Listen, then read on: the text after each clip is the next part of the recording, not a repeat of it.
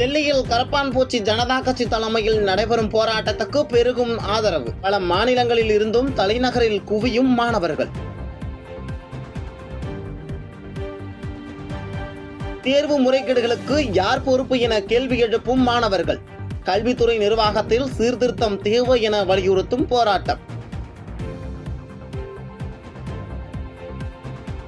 NEET வினாத்தாள் கசிவு விவகாரத்தில் குற்றம் இழைத்தோர் மீது கடும் நடவடிக்கை எடுக்கப்படும் என பிரதமர் மோடி உறுதி.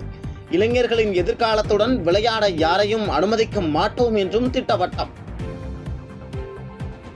செய்திகளை உடனுக்குடன் தெரிந்து கொள்ள கீழ்கண்ட கேபிள் மற்றும் டிடிஎச் நெட்வொர்க்குகளில் எம்நாடு செய்தி தொலைக்காட்சியை காணுங்கள்.